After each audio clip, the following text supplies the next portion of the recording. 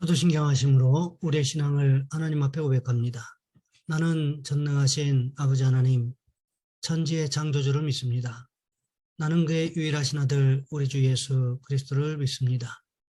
그는 성령으로 잉태되어 동정녀 마리아에게서 나시고 본디오 빌라도에게 고난을 받아 십자가에 못 박혀 죽으시고 장사된 지 사흘 만에 죽은 자 가운데서 다시 살아나셨으며 하늘에 오르시어 전능하신 아버지 하나님 우편에 앉아 계시다가 거기로부터 살아있는 자와 죽은 자를 심판하러 오십니다.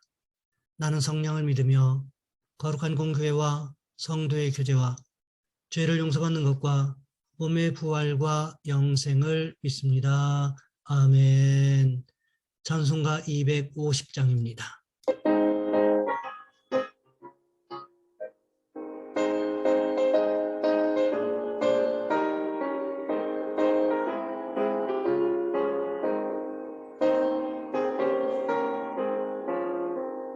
구주의 십자가 보혈로 죄 씻음 받기를 원하네.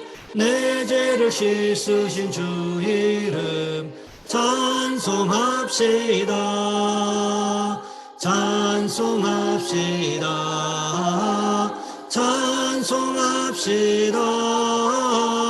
내 죄를 씻으신 주 이름 찬송합시다. 죄악을 속하여 주신 주 내 속에 들어와 계시네. 십자가 앞에서 주 이름 찬송합시다. 찬송합시다. 찬송합시다. 내 죄를 씻으신 주 이름 찬송합시다.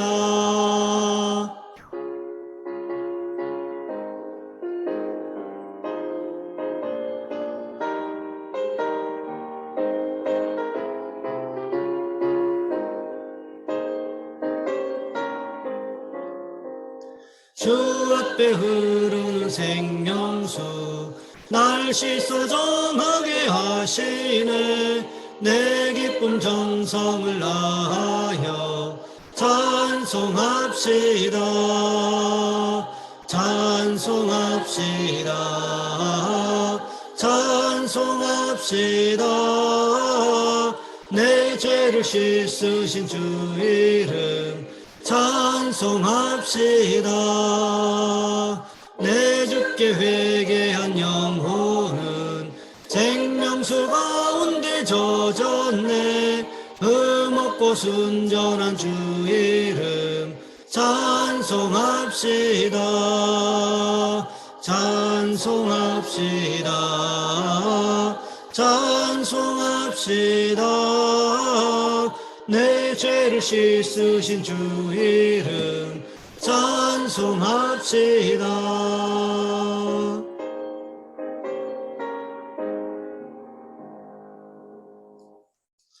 오늘 말씀 역대상 21장에서 보겠습니다. 역대상 21장 7절로 14절까지 말씀입니다. 제가 가진 성경은 구약 성경 642쪽에 있습니다. 제가 봉독해 드립니다. 하나님이 이 일을 악하게 여기사 이스라엘을 치심해 다윗이 하나님께 아뢰되 내가 이 일을 행함으로 큰 죄를 범하였나이다. 이제 간구하옵나니 종의 죄를 용서하여 주옵소서. 내가 심히 미련하게 행하였나이다 하니라. 여호와께서 다윗의 선견자 갓에게 말씀하여 이르시되 가서 다윗에게 말하여 이르기를 여호와의 말씀이 내가 내게 세 가지를 내어 놓으리니 그 중에서 하나를 내가 택하라. 내가 그것을 내게 행하리라 하셨다 하라 하신지라. 갓이 다윗에게 나아가 그에게 말하되 여호와의 말씀이 너는 마음대로 택하라.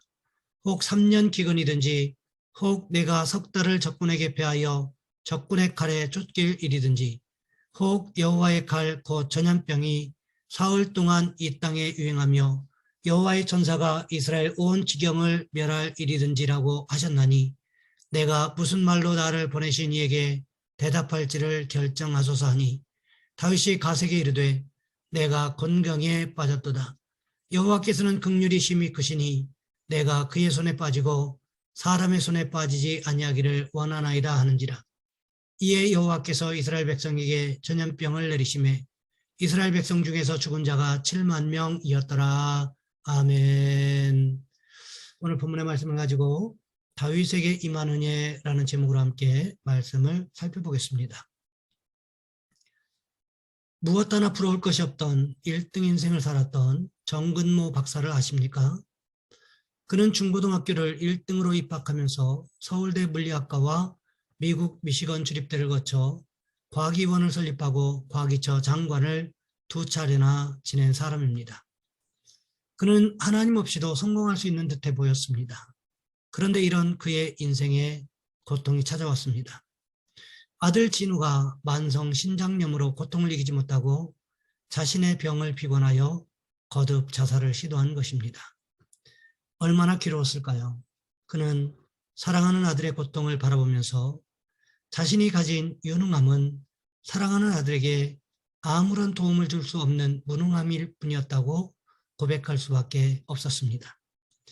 하지만 이런 아들의 고통으로 인해 정근모 박사는 하나님을 찾게 되었고 마침내 하나님의 사랑과 은혜를 경험하게 됩니다. 그의 책에서 이렇게 고백합니다.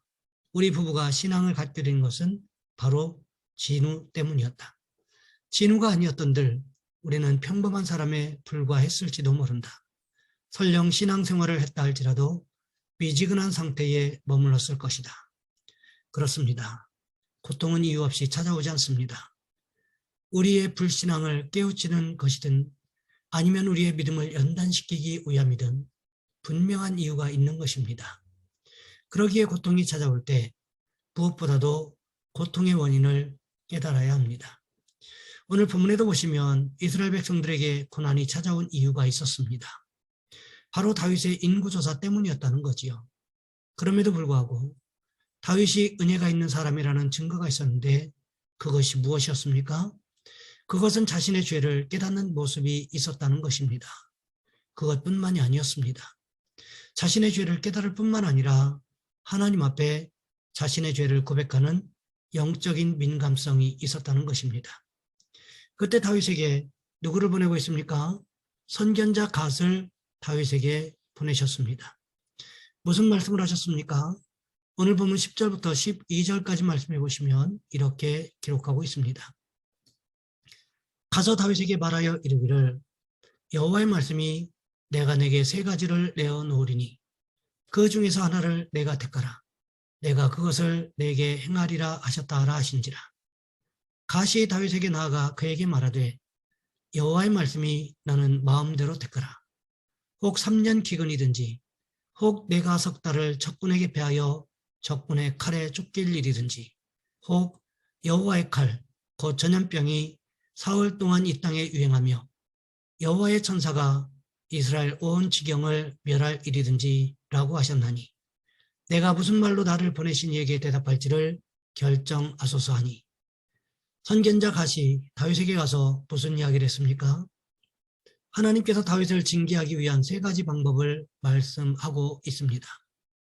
그러면서 다윗에게 이 3가지 방법 가운데 하나를 택하라고 말씀하고 있습니다.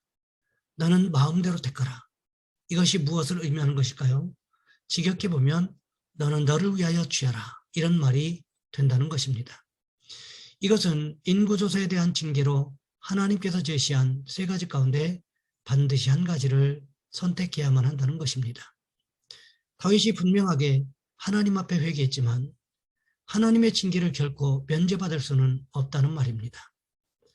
왜냐하면 다윗이 행했던 인구조사는 하나님의 영광을 가로챈 영적 교만이기 때문에 그러했다는 것입니다.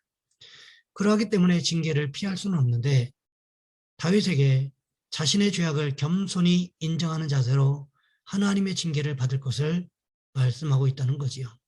그러면서 선견자 갓이 마지막으로 무슨 말을 하고 있습니까? 결정하소서 이렇게 말하고 있습니다. 즉 갓이 다윗에게 말하고 있는 것은 하나님의 3가지 징계들을 아주 신중하게 관찰하고 분명하게 이해하라는 것입니다. 그렇게 한 이후에 다윗의 마음과 생각을 하나님 앞에 분명하게 드러내라고 말하고 있는 것입니다. 다윗이 갓에게 어떻게 말하고 있습니까? 오늘 본문 13절 말씀해 보시면 이렇게 기록하고 있습니다. 내가 곤경에 빠졌도다. 이것은 다윗에게 결정을 내려야 하는 시간이 다가오는 시점에서 다윗이 얼마나 힘든 시기를 보내고 있는지를 잘 보여주고 있다는 거지요. 하나님께서 제시한 세 가지 가운데 하나님 보시기에 가장 합당한 선택을 하는 것이 무엇일까에 대해서 다윗이 심각하게 고민하고 있는 모습을 보여주고 있습니다. 다윗이 인구조사할 때는 어떠했습니까? 요압의 조언이 있었음에도 불구하고 다윗은 성급하게 인구조사를 실시했다는 거지요. 요압이 무슨 말을 했습니까? 역대상 21장 3절 말씀해 보시면 이렇게 기록하고 있습니다. 요압이 아뢰되 여호와께서 그 백성을 지금보다 100배나 더하시기를 원하나이다. 내 주 왕이여, 이 백성이 다 내 주의 종이 아니니까. 내 주께서 어찌하여 이 일을 명령하시나이까? 어찌하여 이스라엘이 범죄하게 하시나이까 하나. 요압이 분명하게 인구조사는 하나님에 대한 범죄임을 이야기했습니다. 그렇지만 다윗은 신중하게 생각하지 않았고 요압을 재촉했던 모습을 성경은 기록하고 있습니다. 그런데 오늘 본문 13절 말씀에서는 아주 신중하게 선택하기 위해서 고민에 고민을 더하는 모습을 보여주고 있습니다. 이것이 다윗에게 임했던 은혜라는 것입니다. 하나님의 말씀을 듣고는 말씀의 뜻을 이해하기 위해서 깊이 고민하는 모습을 하나님께서 보고 계시지 않으셨겠습니까? 우리에게도 이런 모습이 필요하다는 것입니다. 하나님의 말씀을 듣고 깊이 고민해보고 또 고민해보는, 하나님께서 왜 이런 말씀을 하셨을까 이해하기 위한 깊은 노력이 필요하다는 것입니다. 사도 바울이 전도 여행하던 가운데 데살로니가에서 사람들에게 쫓겨서 베레아로 도망가게 되었습니다. 베레아 지역으로 도망가서 회당으로 들어가게 되었습니다. 거기에서 하나님의 말씀을 전했습니다. 그때 사도행전에 무슨 말씀이 기록되어 있습니까? 사도행전 17장 11절 말씀해 보시면 이렇게 기록하고 있습니다. 베레아에 있는 사람들은 데살로니가에 있는 사람들보다 더 너그러워서 간절한 마음으로 말씀을 받고 이것이 그러한가 하여 날마다 성경을 상고하므로. 바울이 사도행전에서 베레아 사람들을 칭찬한 이유는 하나님의 말씀을 간절한 마음으로 받은 것뿐만 아니라 성경을 상고했기 때문이라고, 하나님의 말씀을 듣고 깊이 묵상했기 때문이라고 기록하고 있다는 거지요. 다윗에게 바로 이런 모습이 있었다는 것입니다. 하나님께서 징계하시겠다고 제안하셨던 세 가지 방법 가운데 하나를 선택하는 데 있어서 어느 때보다도 깊이 고민하고 있는 모습을 오늘 본문은 기록하고 있다는 것입니다. 그리고 어떻게 했습니까? 다윗은 고민 때문에 이렇게 말했습니다. 다윗이 가세게 이르되 내가 곤경에 빠졌도다. 여호와께서는 긍휼이 심히 크시니 내가 그의 손에 빠지고 사람의 손에 빠지지 아니하기를 원하나이다 하는지라. 다윗이 무엇을 말하고 있습니까? 하나님께 직접 심판을 받겠다고 말하고 있다는 것입니다. 왜 그렇게 말했을까요? 하나님은 긍휼이 크시기 때문이라고 기록하고 있습니다. 다윗에게 임했던 또 한 가지 은혜는 바로 하나님의 긍휼하심을 의지하는 모습이었다는 것입니다. 우리에게도 이런 모습이 있기를 원합니다. 사람의 도움도 물론 중요하지만 우리에게 더 중요한 것은 하나님의 도우심이라는 것을 믿음으로 고백할 수 있어야 한다는 거지요. 바라기는 우리 모두가 다윗과 같은 은혜를 누리기를 주님의 이름으로 부탁을 드립니다. 이 시간 우리 한 목소리 함께 기도하겠습니다. 하나님, 우리 모두가 다윗과 같은 은혜를 누릴 수 있도록 주님 인도하여 주옵소서. 또한 기도하실 것은 자녀 손들을 위해서 지혜와 명철을 주시라고, 만남의 축복을 주시라고 이 시간 우리 주여 한번 간절히 부르신 후에 한 목소리 함께 기도합니다. 주여, 사랑의 하나님, 우리를 도와 주시기를 원합니다.